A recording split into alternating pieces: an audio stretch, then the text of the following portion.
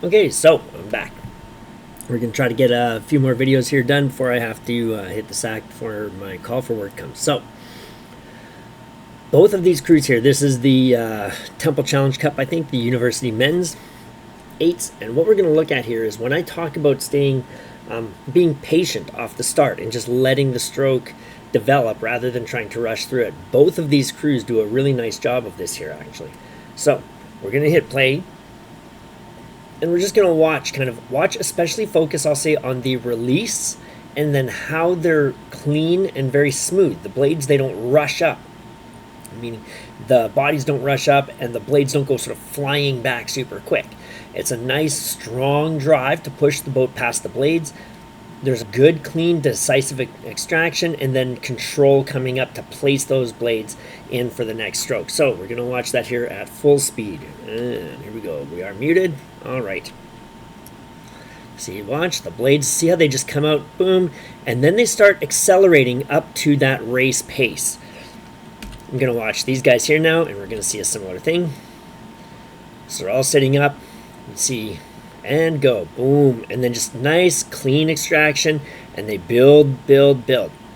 So both of these crews do a really nice job of being very patient with that start. It's locked in, it's solid, and they're not rushing it. They're getting the engagement on the water, they're getting the boat moving, they're getting up to take the next stroke, but they're making sure that they're trying to be very precise in what they're doing. They're trying to keep the bodies together, get a good feeling for rhythm, making sure that the extractions are clean. They're not splashy and crashy as they come out through the release. They're not then charging up to go to the catch again to rush that next stroke. They're just letting that stroke develop naturally as they want to do. And we saw that first stroke. They move them through the water. They come out very, I'm not going to say slow, but they come out in a very controlled fashion. The next stroke, they do the same thing, but it's just a little quicker through the process.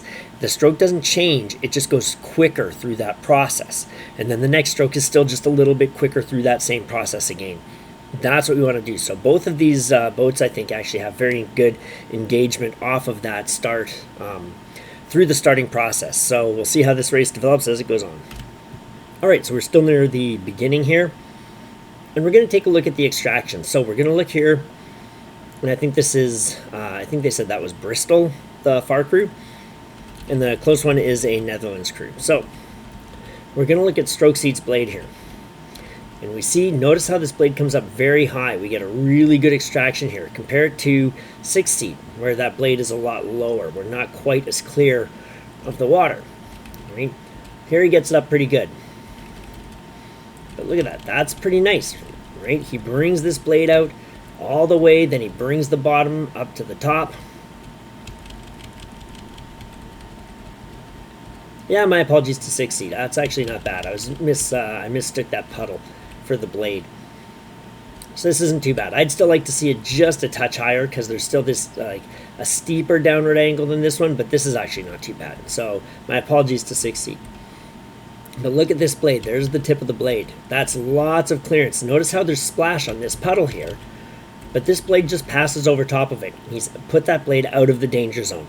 So when I talk about how I like seeing blades out of the danger zone and blades parallel to the water, this is why. Because if the blade hits that, there is the chance that it's going to catch that blade and either pull it back down to the water or just sort of smack it up. And that's going to knock the balance off, etc.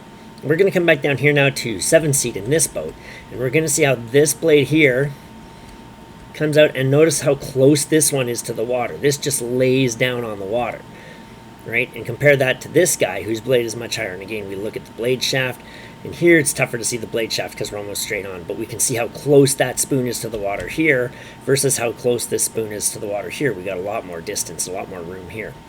And subsequently, as we come up to that puddle, boom, we see it sort of sliced through the wash from this puddle, right? And that, like I say, that is why I want to see those blades a little higher. And again, we end up with some of this swoop catch where they pop up. Look at the shaft, right? See how the shaft kind of changes heights and raises. Now, when he's getting ready to take that catch, that blade is basically parallel to the water, okay? Which is what we kind of want. So why not just put it in that position to begin with? You would get it out of the danger zone where we saw him have to go through the wash of the previous puddle. He'd be up and over it like we saw from this guy. Now, having said that, he got the blades in pretty good here where he's Hasn't done a ton of leg drive. This guy's driving a little bit early. And we're seeing a bit of discrepancy for when the blades hit the water. This guy and this guy are a little bit earlier than this guy. I'd like to see the other side. But that timing's not bad. That timing's not bad. This guy's definitely gone earlier than this guy. Look at this difference in engagement. So that's why I say I'd like to see the far side, because I'd like to compare stroke and sixes blades and see what's actually happening there. But again, we see this guy much closer. This guy's up nice and high. And we're changing scenes now. So I'm going to pause it again and I'll be back in a bit. All right, so we're further down the course now.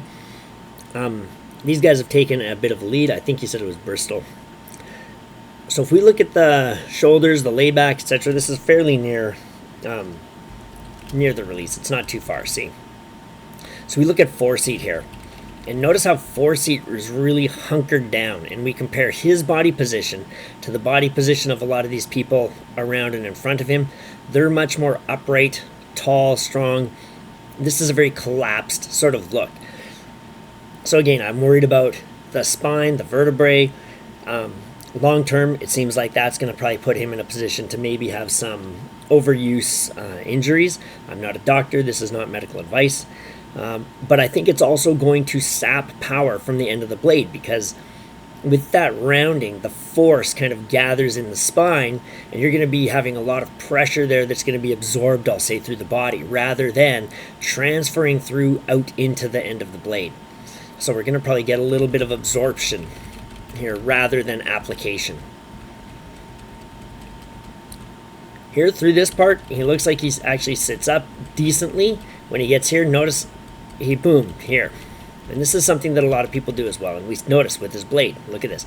He's the first one popping out, okay? And as he's collapsing here with his body, the lowering of his body pushes that handle down. Out comes the blade. If he stays up taller, he's going to keep a nice, more horizontal line right into the body, which is going to help keep that blade a little buried, right? And now he starts coming back. See how his shoulders are moving towards the... we compare that to this guy here, okay? Or even this guy, because this guy's the same side. But notice, these guys aren't coming back on their blade, but he is. He's cutting that stroke short. Same thing here. We're not seeing that coming back from these guys. We are from 4-seat. 4-seat's already bucking back on his blade. So he's already trying to get into that recovery process and lunging forward. Look at how much he lunges, and his body just sort of collapses and dives forward rather than pivoting up over those hips and setting the body angle and then coming up the slide. So again, that to me is a bit of a weak spot. I would work with him on body positioning, because look at his body position. These guys here are still at their layback. Even though they're going to be doing the extraction, we see the blades are actually, decently in time. His is a little bit out here because he was out so early. So his blade shaft angle is a little bit off. But they're still fairly close, right? They're still fairly close. But this guy is getting himself into a very weak position right off the get-go, and he's out of sync with his crewmates, which is going to have disparate and counter-effective forces on the speed of that boat, so we don't want to do that. Okay, so here we are. So again, we're looking at this crew and this crew, and what we're going to look at here, mainly we're going to look at this because we're going to get a close-up view. We'll look at how the bodies work in sync. So I've talked in a different video about people leaning out, right? We can see here, this is why I love lines, except for horizontal stripes, as I mentioned in a previous one. But I like lines on the sides of unisuits and one single line or very thin line kind of crossing this, or like if you have one color here and one color here, you've got a good barrier to kind of see that line. You can see seams and stuff. You can see the angles, what's going on. They're really helpful. So we can see here he's leaning out a little bit, and then he kind of comes back to the center. But if we look at sort of all these people here along, right, that's not doing too bad. That's pretty good. We see a little bit of falling out of alignment here at the catch from him. But this is pretty solid. This is pretty solid stuff. None of them are really falling down or falling away outside one way or another, right? And a lot of times you'll get, especially through the release, you'll get people leaning away from their rigger. And I always tell people, if you're going to fall away, or if you're going to fall out of the boat to one side at the release, always do it towards your rigger. Because if you fall away from your rigger, you're falling away from the handle and trying to apply power to something that you're effectively now pushing beside you. So if this guy's body is leaning this way and he's trying to pull really, really hard, and obviously I don't want them to pull, I want them to draw using these big, strong muscles, that blade past you on this side, that's going to be really, really hard. But at least if you're leaning into the rigger, you're still in line with your handle and you're going to be able to engage these big, strong back muscles in a better, more effective way. Now, the problem with that, obviously, is that you can get caught by the blade and knocked out of the boat. If you catch a crab, you can get hooked, it'll hit your body, and you probably won't be able to fight that force. But as far as if you can get out of that situation, you're still going to be applying force to the end of the blade better than if you fall away. And as we watch these guys go, we don't really see people falling away from their blades. So look at Two Seat here. Look, Two Seat to me is doing a great job here, right? He's got the handle coming across here. We see, even though he's coming to the release, look at this. He's very squared over the center of the boat, right? Shoulders are nice and relaxed. Body line is going to be down the center of the boat. He's got good engagement here. He's doing a really good job of that. But if we watch these guys here, they're all doing a pretty decent job of this, right? Even this guy in 4-seat, who has the issues with kind of dropping the shoulders and lunging forward, he's staying pretty centered in the boat. So that's good. You're keeping most of those forces going horizontal down the line of the boat. And to comment on this crew here, again, we watch them. Similar thing, right? There's not a lot leaning way, way out. This guy here, I can't tell which seat it is, but he's maybe a little bit further out than I would like. Here we go.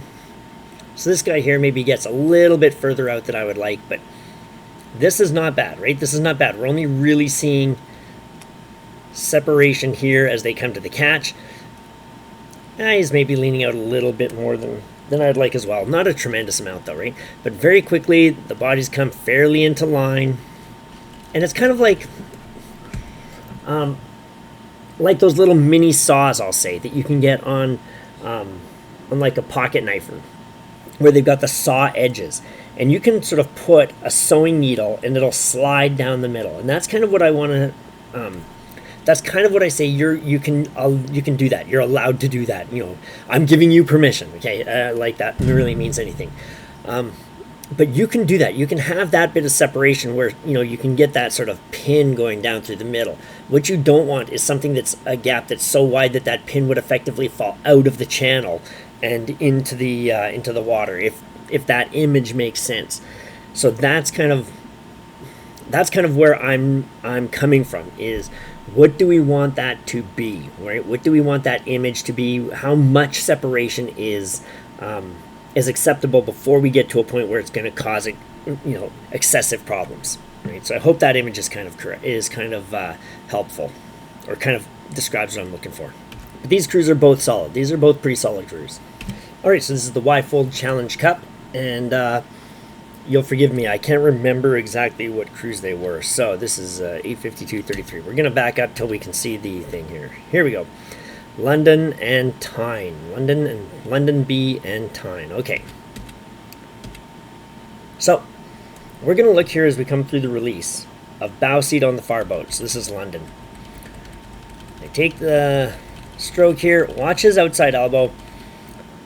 There you go. So we're looking at the blade shaft here, and we can see that carries on pretty good of the angle. It's a little bit up.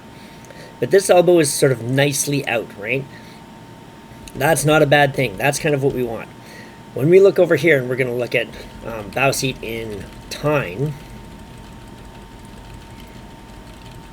and notice this one comes down much lower. So if we look at this forearm angle here, that's going to be much steeper, not really in line with this. So that tells me that we're not getting a good continuation of force there, and we're not able to keep the back engaged. We're now putting it more on the muscle of the bicep. We're pulling that handle in more than drawing it in with these bigger, stronger muscles. Whereas over here we see a position that's going to allow those bigger, stronger muscles to be more engaged through that through that draw to the body right here. See this? Boom. That gives us a nice good draw. The weight is going to be much more up here in the back rather than here in the bicep as we just pull it to our side. So this is why I like this. Now you do have the danger of getting your elbow out where you're doing kind of the chicken dance, and you've got these chicken wings flapping at your side rather than a nice natural position where that elbow is out, just becoming with that forearm, becoming an extension of the blade angle through the completion of that draw. So that's the one thing you have to worry about. But so far, it looks pretty decent. I would like to see a reverse camera angle just to see how his shoulder's doing, if he's actually getting that shoulder passing the torso. But we don't have that shot, so we work with what we got. Here we are still near the beginning. Look at the amount of drag on these blades. We're seeing a tremendous amount of drag on these blades. So this is an area that these guys could get a lot of free speed. Let's go back just 5 seconds here. All right, now we're going to mute it, just in case I hit the wrong button. So we're going to watch these blades as they come through the water. See, we see a swoop up here. See, blade very close to the water here. Now, this looks like it might be an instability thing because these blades look much higher, so maybe it's just the boat is off balance here. Swooping up. Now, here's the issue, though. And here's something that I have had discussions with rowers about in the past. You will see boats that are unbalanced, and the boat is unbalanced, so the blades, one side's high, one side's low, etc. And again, this comes back to my idea that I like to coach people to push the handles down to get the blades parallel to the water, because they will come up the whole recovery and that boat will be unbalanced. That boat will be offset with one set of blades high, one set of blades low, etc. And we can tell our athletes, oh, make the adjustments through the recovery, and they should. Athletes should make those adjustments. You feel that the boat is off center, you know what to do. If I'm rowing on port side and I raise my hands, the boat is going to go down on starboard. If I push my hands down, the boat is going to come down on port side, assuming I'm port rower. But some people don't make those adjustments. The reality is people just don't make those adjustments all the time in the way that they should. And some of that could be that they're just working really hard at trying to get through the stroke fast, or other things are, some people are not as mentally in the moment, and that's not a slight. That's not saying they're stupid. It just means that they are not as connected to what they are doing in that exact moment that they're doing it as they're coming up the slide. There may be a little bit of a hesitation between when the brain sends a message and when it's received. But what almost invariably happens in crews that are like this, they will come to the catch and the boat will be stable. You will see all four blades off the water and they will take the catch fairly stable. Okay?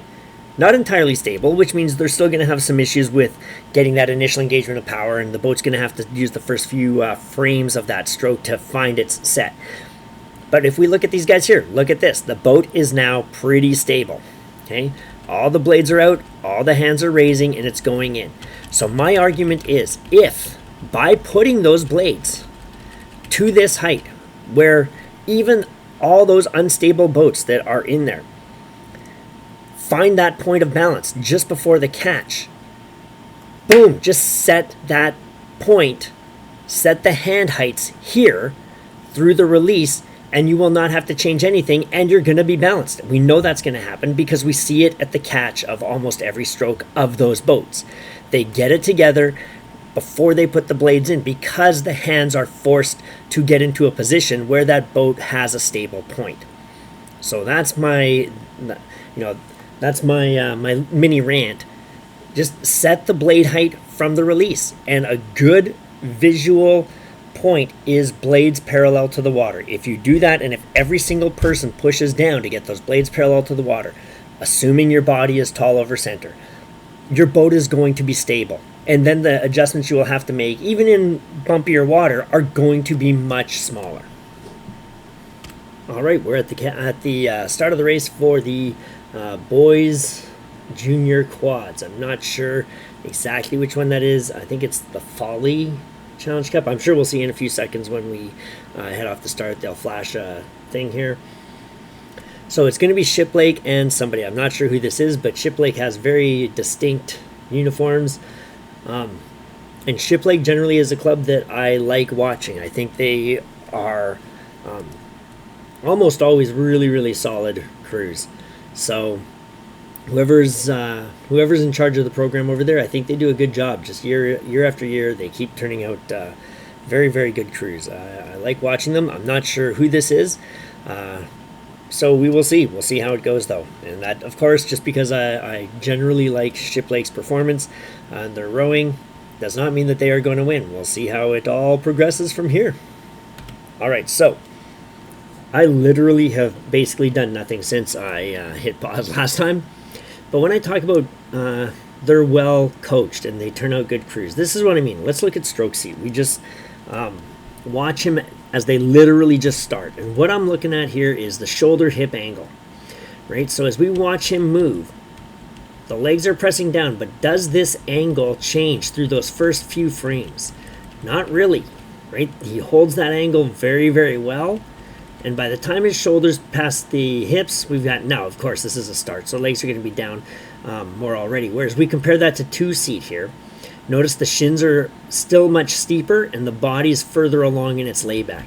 So two-seat has more body on the start, more of an opening of the body rather than pushing with the legs. Stroke seat here does a very good job of driving through that hip on the very first stroke. So this is going to be a very nicely engaged stroke by stroke seat, right? This is a very well connected, very well progressed stroke. We'll see if they keep it up, but that looks pretty good. Two seat needs to hold those shoulders forward of the hips just a little bit longer through the push, but there we go. And then again, pretty nice extraction. These guys here look all right too. These guys here are looking decent. Now again, we're not side, so I can't really tell what their body positioning is like. But when we look at the blades, are they sort of equidistant? Are they moving together? This is a pretty solid start by Bellin Jesuit Prep. That's who they are. There you go. Folly Challenge Cup. We'll join up with them in a little bit. See, despite me really being a fan of Shiplake, I've said it before, I'll say it again, bow seats. Bow seats, they're always the ones that go in early. So we're looking at the extractions here. Two-seat or three-seat there, sorry, has a pretty, look at how much of that full blade extracts before he really starts to get on the feather. Brings the bottom of the blade up to the top. Really nice. That's going to get it out of that danger zone. It lets him just roll to the catch and then drop it in pretty early. So here we look, the blades are all buried. Look at the compression we've got here. So this is pretty close to the top of the slide. Two-seat again, pushing a little bit early. This guy's pretty well full compressed. This is a little blurry, we can't see. But when we see stuff like this here and like this on a junior crew, this is decent. They're getting the blades in pretty close to that point of maximum compression. In fact, see, we see a little bit of drive there by stroke seat, but that's pretty good. It's getting some good length at the catch. But like I say, so that's what we want. We want to get that nice, good extraction like this guy here was doing. Okay, so we're going to watch the Bellin Jesuit here. And they have a bit of the catch. It's a little swoopy, and we can see how there's a hesitation at the top end. So here we go. We're going to play this at full speed and just watch it go by. So they come through, whoop, and see how there's that little they kind of swoop up and then hang there for just that fraction of time before they get going in. So as I say, the path I want to see of that blade is that it's coming across on a horizontal line, horizontal line, horizontal line, boom, just moves straight into the down. It's like it drives off the edge of a cliff. Oh no, we're falling. That's what we want. Not like it leaps off the cliff where it suddenly goes up and then down. We want them to see, oh shoot, I didn't even realize I just ran off the cliff. And that's what we want. So now we're going to watch them come through here a little bit more in slow motion. Or frame by frame rather, it's not slow motion. So here we go. So the blades come up there, and then here's where they kind of hang around. So we look at this point of maximum compression. This is what I mean. We're going to watch. Where are the shins most compressed? Right there. Okay. And look, the blades just kind of hang there a little bit, right? They hit that point, boom, here he is. He's hanging, waiting around. He's hanging, waiting, and then they go starting to drop in. And by the time the blades are fully buried now, right here, this one's maybe a little still washy out. Look at this, we're already sort of into that push. And we're not going to talk about him being a little bit overextended, I'll say. It's just that's sort of a low, weaker position than I would like. This guy here I think is a little bit better, but I think he could relax the shoulders a little bit. So here's about where the blades are buried. So we see they're all into their drive before those blades are really engaged. Right? And look at the difference here. Look at his angle, look at his angle, look at his angle, look at his angle. Right? And look at the blades. We've got the separation here of the blade angles. So there's a lot more stuff that's kind of going wrong in this boat where we're not unifying all those things. And even if people are rowing poorly, even if there's a lot of poor mechanics going on in a boat, it's, in my philosophy, it's better that everybody is rowing terribly in the same way and doing it together, because you're still at least going to unify the power and the application that you've got. If you've got some people that are doing really well and others that are doing really poorly, that boat just isn't going to move at all, because there's so many disparate forces acting upon the boat. The boat doesn't really know how to respond. That's why you can get an 8 and you can have, you know, four novices or 4 even not great rowers in there and 4 varsity level rowers, and that boat is going to feel terrible, despite the fact that it'll probably feel worse in a lot of ways than if you had a full novice crew, because the people that are good are going to be fighting against the people that are bad, and you're going to have a boat that just is very heavy and sluggish, and it's going to be lurching all over the place. So that's why unity is important. So if we are going to have deficiencies, it's not okay. It's not okay to have deficiencies. But if you are going to, you at least want to see a crew that is doing the same things wrong. So when we see different body angles like this, right, that's sort of 4 different people doing 4 different strokes, and that's going to be a very heavy boat to row. It's not going to get a lot of run, and it's not going to get a lot of pickup like it should otherwise. So things like this, again, are good to do pairs rowing, and I am a huge believer actually in eyes closed rowing. I love eyes closed rowing, especially when you do it individually, pairs, triples in quads, triples and quads, and like all 4.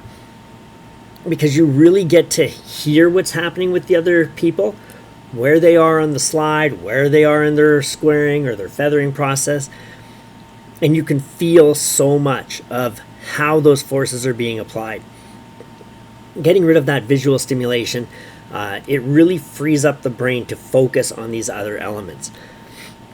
And you can end up doing a lot of, you know, high intensity starts, high intensity, full out 500 meter sprint pieces training with eyes closed or with blindfolds, because you become so attuned to what other people in the boat are doing.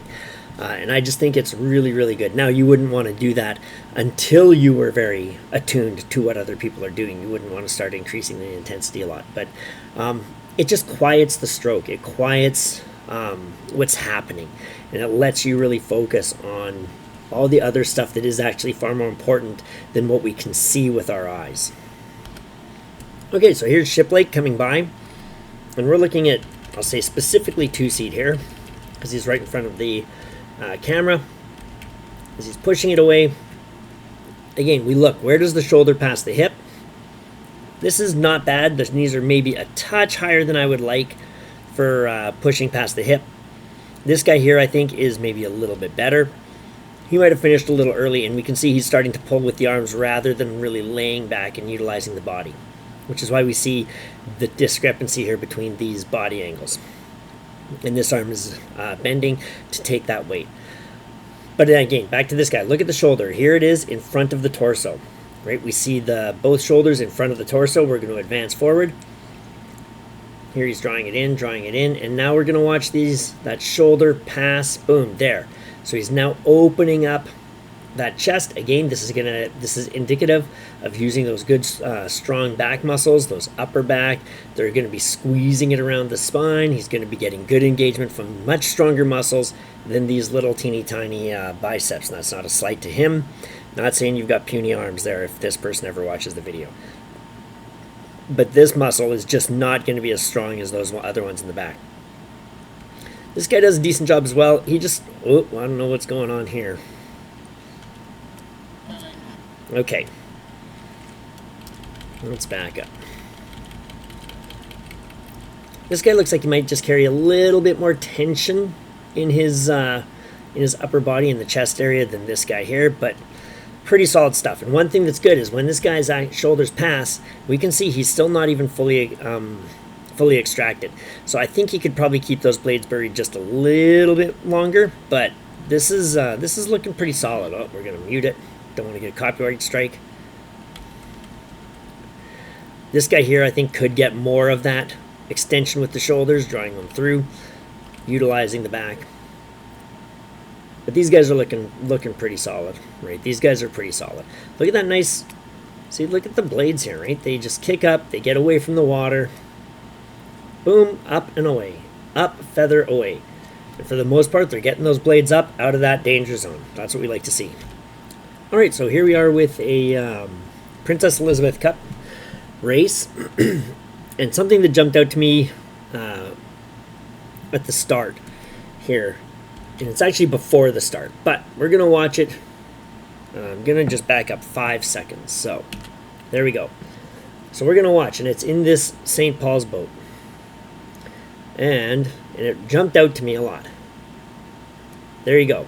So I don't know if you saw that, but here's what I was looking at. Because you see, this guy here looks out at his blade. Okay? And this is what I'm talking about. So here his blade is poking up above the water. And I'm guessing, I could be wrong. It might just be part of his routine. But I'm guessing he kind of was thinking, I don't know, it doesn't feel quite right. Because he looks out towards his blade. And instantly, the blade goes under the water.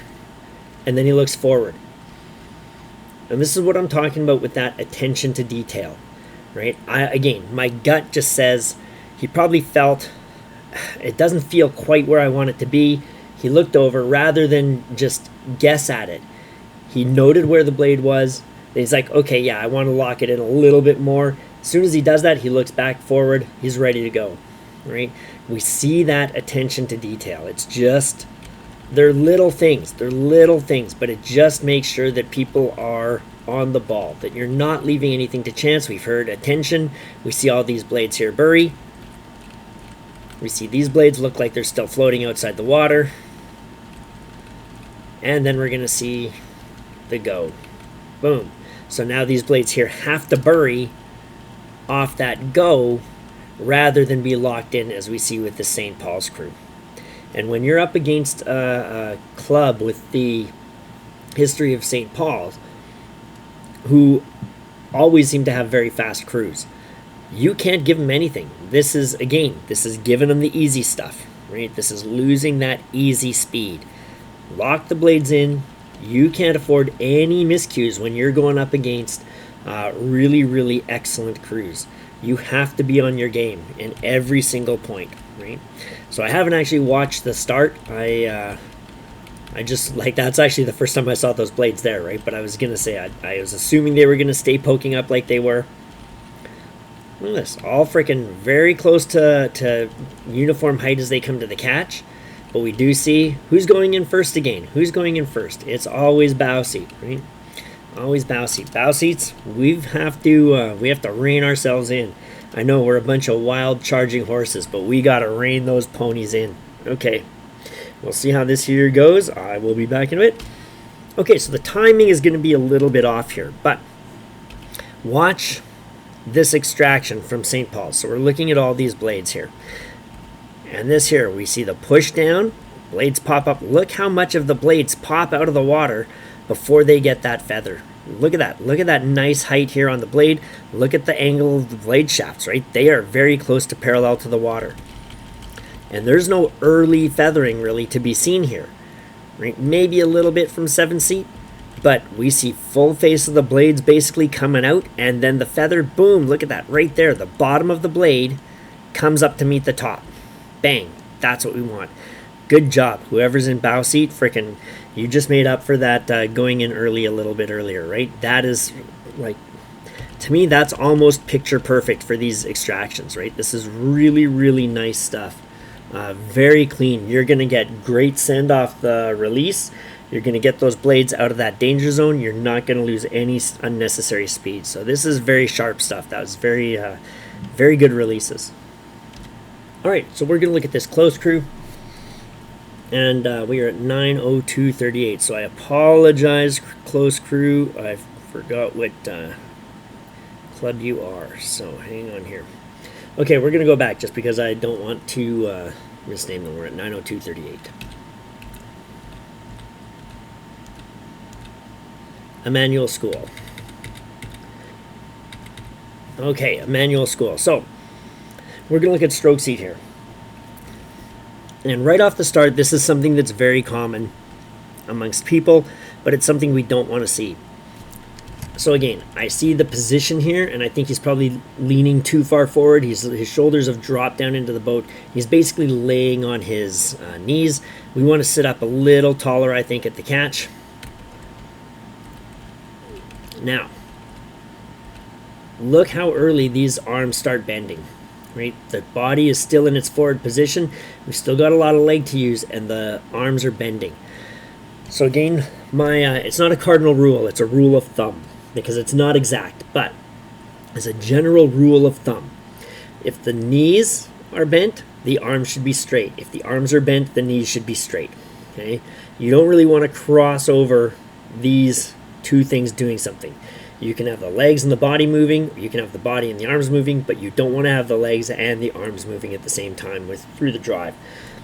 Because if the handle is being pulled, like it is here where we see the arms starting to bend, that means the handle here now is out accelerating the slide, which means your weight is being taken, and it's out accelerating the shoulders too, which means now that the weight is being taken on these teeny little muscles of the arms. They can't handle this load. Let those arms just hang, relax the shoulders, let the shoulder get pulled forward in the socket. As Zeno Mueller says, right, it's just hanging off the skeleton. And you want that picture of the shoulder just being pulled forward in that socket. It's just there to connect the power from the leg drive to the blade. That's all that the hands and arms are there for. We're not going to be pulling with that at all, because this is going to wear us out fast and furious, right? 2/3 of the way down, you're going to be feeling a lot more tired than you should be, because you've been investing so much energy into these small muscles trying to do more than they should. Okay, now the other thing we're going to look at here is, by the time all these blades are fully buried, right, we're going to take a look at where we are in the drive. So it's tough to see his shins, but we can still see shaft over there. So he's got about this kind of angle on the legs. He's got about this angle. He's sitting way up there. He's sitting, this guy's almost straight up and down. This guy's, well forward, but he's got his legs almost freaking done. So this guy here, I think, is almost shooting the slide. I'd have to watch it closer in full speed. But ultimately, like, we see a lot of different legs positions here. So we have to ask, are the legs being applied evenly throughout the stroke here? The answer is no. So we are not unifying and utilizing that leg drive in the way that we could. So we would really want to focus on, maybe some legs only, legs and lay back type rowing, to focus on feeling everybody engaging those legs and driving through the quads, the hip, the glutes, all those big strong muscles at the same time. Really pushing it down, pushing it down, pushing it down. Feel what it's like to have your whole crew engaging through the drive at the same time with those big strong muscles. Because right here we see a lot of different positions, right? So there's not a lot of unification again of those forces. We do not want to do that, because we're still using the same amount of energy. We're still putting the same effort. We're still going pretty close to all out at this point in the race. because obviously you can't go all out because you would burn out, 500 meters into the race. But you're going to be operating at 90% freaking capacity, and you're doing that anyways. Why not get the return? You need to work on the things that are going to get you that return for speed, because you're not going to get it just by going harder, because you can't go harder. So you have to unify what you've got and get the best return out of it. All right, so we're going to look at something here, and again, I'm talking about quick hands at the catch. And as coaches, we often say we want quick catches. And that's not really, it's terminology that I have changed over the past, I'll say 10 to 13 years. I've changed the idea of calling it quick catches. And I read an article by somebody once, and I apologize to them. I cannot remember who it was, but the way they phrased it really made sense to me, where it is far more about the timing of the catch. So I think about well-timed catches rather than quick catches. But there is something I talk about called quick hands, which is the actual speed with which we move the hands up or down to extract or place the blade into the water. So when we come here, we see all these blades in pretty good unity. They're all at a very similar height. They're all at a very similar place within the recovery process. So we're going to look now here at 4-seat. And we come back, and here's what I talked about with the quick hands. Boom, these guys are going down. These guys are moving down. This guy's already freaking dropped that blade into the water, okay? And now, look, we were all unified before, but here, this guy's pretty much in, pretty much in, pretty much in. Then we got 1, 2, 3 more frames until 4-seat's blade is actually buried, right? So that, to me, is more an issue of slow hands, because positionally they're all at the same place. He's just late getting that in and taking his time to actually bury that blade. That blade should be buried fast, right? You want to lift those hands to get it in the water, bang, because if that blade is partially in the water here like this, if it's out of the water like this and these guys are in there getting ready to do something, you're doing nothing. These guys are doing the work. They're trying to, get the power on there, but there's only 3 people on their side doing work, and you're just lollygagging there, right? Not you 4-seat, but a person is just lollygagging if you are out and everybody else is in. Secondly, if you are in now and they are accelerating, they are trying to drive that boat forward and your blade is in but not fully buried and engaged, you're a brake. Okay, your blade is not doing enough. It's not connected to the water enough to move your boat. So you're just a brake in there now. So now they are pushing to try and accelerate this boat, and you're actively slowing them down, right? As they are trying to freaking hit the accelerator, you're pulling on that emergency brake, okay?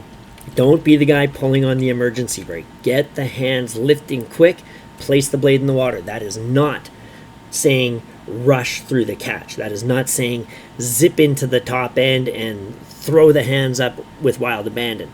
That is saying that we want that blade placed at the proper time, and when those hands have to start moving up, the movement up is not a casual one. It is a distinct and immediate motion. It is a distinct and immediate motion.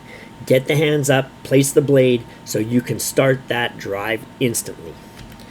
And we're going to watch them row now. Sorry, I just want to go back to belabor the point, because there's nothing I like more than belaboring something. But we're going to watch 4-seat here again, and we're just going to watch every stroke almost. See, he's the last one to kind of get buried, right? Watch. There you go. See, slow, right? So we want to think about how that's going in, and we want to think, what are the patterns? What are the trends that we see? And we see, look at that. It kind of hits, and then it waiting just a little bit. But if you do that again, every stroke, a little bit becomes a lot. And we never want to be doing something negative a lot. All right, so we're back with St. Paul's now. And this here's at the release. And what we're going to see here is, we're going to look at bow seat, but we're also going to look at 3-seat and 4-seat. 2-seat, I feel 2-seat should be sitting up taller. I don't like this rounding of the back. I think that's going to be a disconnect with the power. And if you just sit tall, number one, it's going to make sure that your spine's a little more protected, I think. And number two, it's going to actually make you taller. So your furthest point out, instead of being down here, because you're going to now straighten this out, your shoulder now, instead of being here, is going to be up here. And that's going to give you a longer pivot point, which is going to lengthen out that stroke as you lay back. So I think sitting up tall would be good for 2-seat. Now, moving to bow seat. Here we see the shoulder in front of the torso. As he's drawing it in, boom, see there, it moves past, right? So we are, look at this, nice and open here in the chest. We're going to compare that to 3-seat here, who's a little bit more rounded, right? We don't have that shoulder back. We're not seeing those shoulder blades kind of squeezing together in the way that we would from this guy or this guy, because look at this outside shoulder here.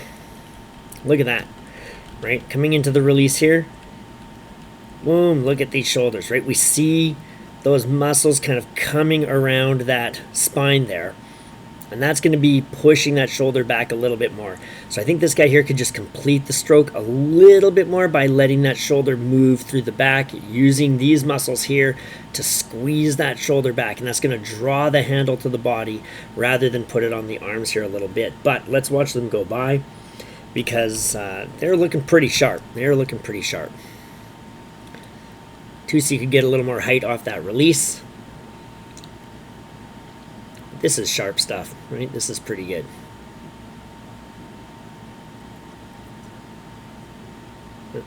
Look at that. Like, the timing there is very good. Stability of the boat looks good. Bodies are nice and tall over center. See, look at that. That is nice stuff. And this is what I mean, where when I'm talking about the rotation around the spine as we come to the catch in a sweep boat, right? We look at these guys here, and they come up, and look at this guy here, right? 4-seat. His shoulders have rotated around the spine, but the head is still centered, the body is still pretty centered. So this is good. This is more reaching out, but this guy especially is coming around the spine in a pretty nice way. I like this, right? It's not getting too far out of the boat. It's allowing that body to stay up nice and tall in a really good, strong position. And he's not going to be leaning one way or the other. He's not dropping the shoulders in like this guy's dropping the shoulders a little bit. So this, I think, is a very good example of what I'm talking about when I talk about how we want to rotate around the spine rather than like lunge forward or reaching out, right? Or turning, or even turning our bodies. It's not about turning the body. It's about more just rotating around that center point. All right, I'm coming back to a little bit before where we had looked before. I wanted actually to hear what they were commenting on. So I went back, and while I was watching it play back, I wanted to talk about something here. So when they rode by, I said, oh, 2-seat can get his blade out a little bit more there, get more clearance. And we can see here, look at how the blade angles separate. I just wanted to highlight this. Not to call him out, but just to highlight what's going on. Notice that separation. The other 3 blades get up nice and high, and then his kind of drag along, and we see that separation of the blade angles. Then they get back together here, right? They're back together pretty nice. And then we see out here, what happens? Boom, we see that 2-seat again, drop the blade away where everybody else gets decent height, and now they're pretty close again, right? So again, if we want to unify things and just make them as crisp and sharp and precise as possible with the least amount of discrepancy from rower to rower, we want to get that release just a little bit higher, set it up with 4, 6, and 8, and that will serve well. All right, so here we are at the next race. I'm not even sure what race it is or who either of these are. But we have heard attention, and we've seen blades buried, blades not buried, not buried, not buried, not buried. So right off the get-go here, I think it's pretty evident who my early call for the race would be. That again means nothing, because who knows what's going to happen further down the course, but it's attention to detail, right? Attention to detail, the little things, right? It's the little things that make a big difference. So that's what you got to do. You got to take care of those little things, and the big things will follow. We'll see how this plays out. Let's just watch the start together here, actually, because I haven't seen any further than this. So we'll take a look and watch them drive off the boards.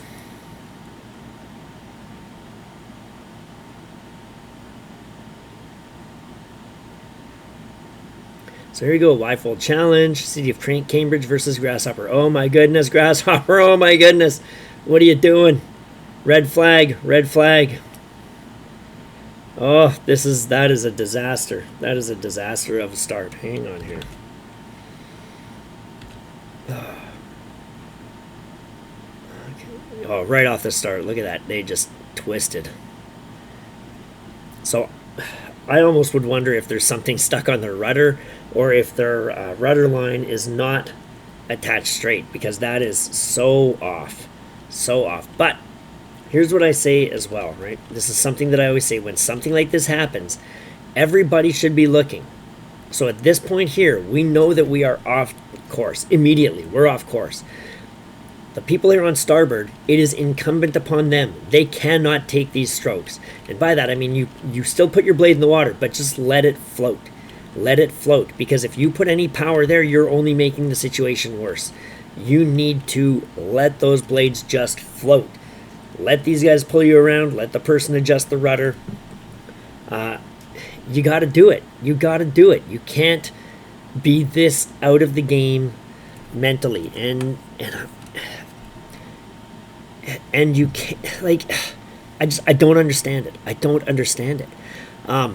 When you see your boaters going that far off, you must make the adjustments. You can't row and not be aware. You have to be aware of what's going on around you. You must, because you have to make adjustments, especially when you're in a coxless boat, because the coxswain, there's no coxswain there to make the call or to make an adjustment for you. So everybody has to be aware. You can't just say, oh, well, two seats controlling the rudder, so I'm just going to pull and he's going to take me where I need to be. No. The more you can do to just keep that boat going straight every stroke, the less that person has to ever change the rudder.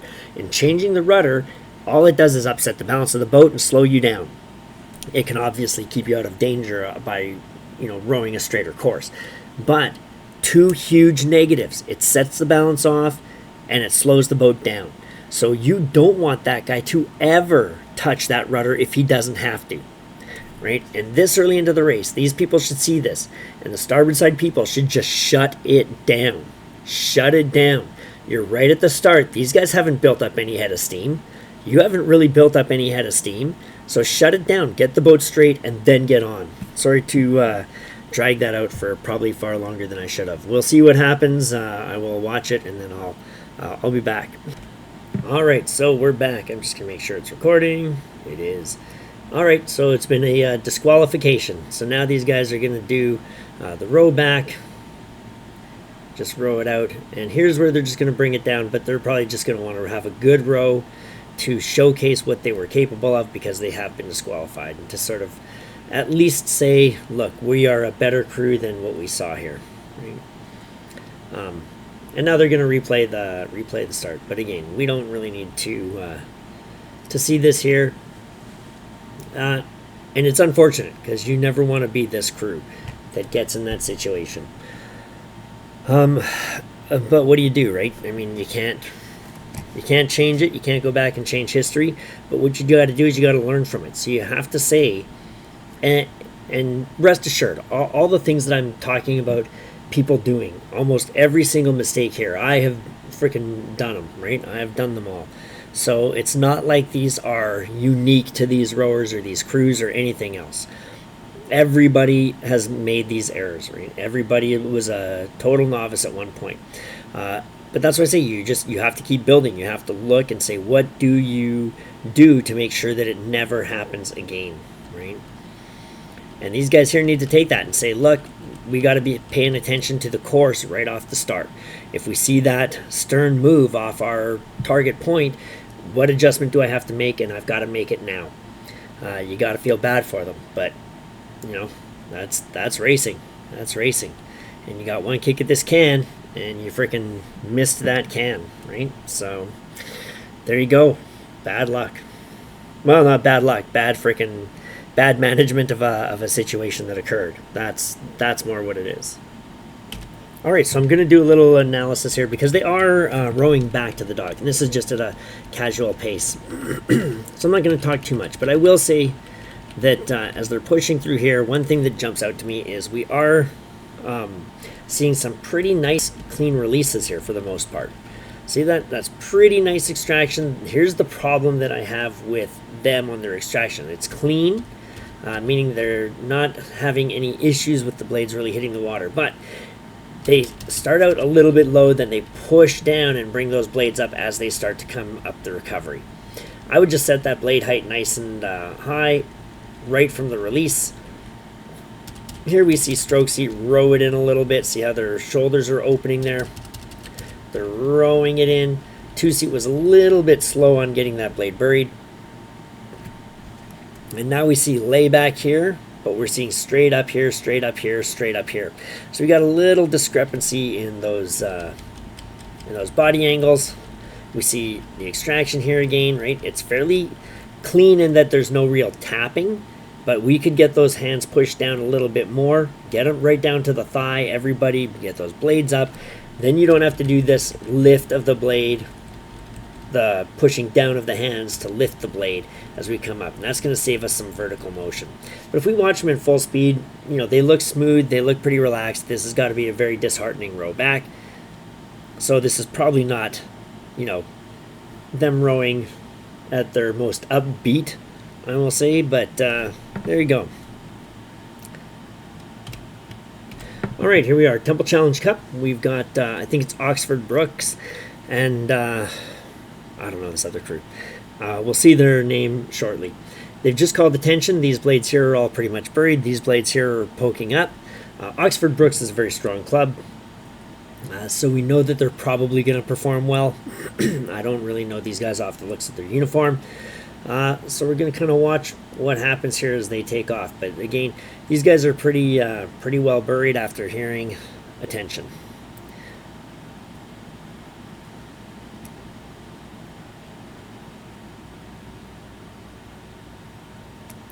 Okay, so this isn't necessarily about that. This is just because these guys have this, you know, bucket / German rigging, whatever you want to call it. I have rowed in boats like this, and they've gone okay, but the one thing that you have to be careful of is that these guys here are rowing very synchronously, right? They have to be very together, or it's very easy for those blades to fall out of timing, out of distance, and that's going to not work those... it's not going to work the power as well if you're out of time. It just increases the chance as well of, because this blade here is much closer to this guy's wash, I think there's issues with getting caught in that puddle that I don't like.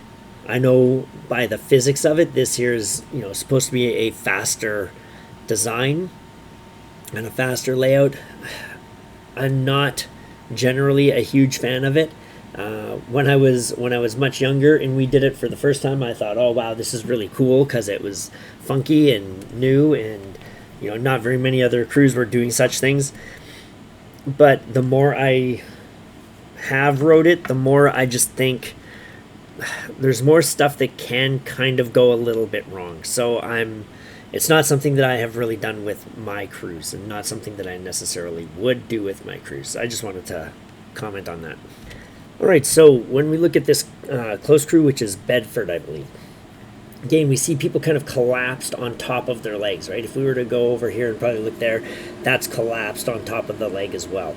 So I think we're getting too much forward, I'll say reach instead of pivot, because this here, when we see the shoulders starting to drop like this, it's far more reaching than it is pivoting. And what we see with this is not a strong position for the body to be in. It's too far forward. And a way that we want to think of the catch is almost as though it is a seated deadlift, right? So that body has to be more upright. If we watch really, really powerful deadlifters, their body is fairly upright. They wouldn't be bent over that far as they're trying to take that weight. They would have that body more upright here to take it in a stronger position where the body can really brace against the weight. And what we see here is, as this guy pushes, Notice how the hips almost, it's not really shooting the slide, but it's kind of, he's sliding back almost. So look, the legs, they go through that motion, but he's not really getting a tremendous amount out of there because there's no way to brace this back against that weight to transfer the power to the end of the blade. So I would say that he should sit up a little bit more upright through that drive, and right about there is probably the pivot that I would stop him at. Not that, because that's a very, very steep angle, right? And I would venture that as we see this crew, this Oxford Brookes crew further down, if we were to go and look at them, we probably won't see anybody that's this far over. People do this a lot of times because they want to lengthen their stroke and they want to get that spoon back as far as possible. But there's no point in doing that if you're not going to actually get effective power out of it. So you have to now do a lot of motion to get your body back into a powerful position where you can actually brace against that weight to apply the force to the end of the blade. The first part here is just getting your body into a mechanically sound position rather than applying force. And we can see that those legs went down. Look at this. There's still people with all this leg because they're pushing more against the weight. So they're not able to just let those legs kind of slide out. And I don't want to say that it's shooting the slide because it's not like the bum goes out and then the body pops up. But it just kind of slips out from under him. Yeah. That imagery isn't really what I'm trying to get, but I hope you can kind of see what I'm talking about. And we'll just back it up and we'll see it in full motion here. We'll see it at full speed. We'll mute this. So just watch. See how it just kind of slides out. There's no real engagement there. Right? Whereas we want something that's much stronger as we're pushing it through. So if we look at this guy here, see there's more engagement. Right? It's stronger connection. So that's what we want. We don't want to reach for all that extra distance. And now here comes Oxford Brookes. So we're going to watch them as they come up. And we're going to look for people at the catch to see if there's anybody in a similar position. And we don't really see anybody in that similar position, right? We see them all pretty nice and tall. And again, what we're thinking of is those lower ribs to the thigh. And we see sort of this, nice bit of space in between the body here. We're not really jamming and laying on top of those legs. We're just compressing up to those legs with a good solid amount of forward pivot. See, even this guy here who's way up there, right? We're not laying on these thighs. We're not reaching through, and by reaching I mean letting the shoulders drop. We see the shoulders for most of these guys are pretty up tall. Right, so as they push it away, they're keeping those bodies tall. They've got forward pivot. They don't have forward reach. And you don't want to reach for it. Reaching is no good. All right, so I was talking about with this kind of rigging, how it's not something that I would necessarily do with one of my crews. But I'm not saying there's anything wrong with it. In fact, there isn't. Like I say, from a measural standpoint, it may actually be better for the boat than the other way. There's just more stuff that I think can go wrong. But here, let's look at these guys. And when I'm talking about you have to be very precise with the blade work to have those two people working in concert to make it effective without having the negatives rear their ugly head. These guys do a very good job, right? We see a little bit of change in the shaft angle here. So they go off a little bit there. But then they come back, they take the catch together, the blade distance through this stroke is good, they come out together, they're coming up pretty much together. Like these guys are doing a very, very, very good job of rowing with their blades that close together. So this is a very solid looking crew, and when you have people that are rowing this well, you can do this. You can do this because these guys don't look like they're doing too much to negatively affect each other through that stroke. So this is high quality rowing. All right, so as of day one, and again, these guys haven't been challenged because this other crew is well behind, but just watching them as it's gone on, these guys are a serious threat in this event, I think. These guys look very good. They move together very well. They've got good connection through the drive. So this is absolutely a crew that, if I was in another seriously contending boat, they are a crew that I would be watching and looking for any weaknesses that they might have, because yeah, they're looking very sharp, right? And this is why I say with other crews, when you see other crews coming down, not just in this event, but just in general, you see other crews coming down the waterway. There are crews that win races by a large margin in these early rounds. But you look at them and you just think, is this a crew that is going to win it? Is it a crew that can win it all? And of course, any crew can win it. There's, on any given Sunday, it's the old cliche. But when you get to crews like this that are big and strong and they're physically very powerful, you can have a crew that's very physically powerful and you crush people in the early rounds. But if you're not commensurately technically sound, you won't be able to hang there with a big, strong crew that is technically sound.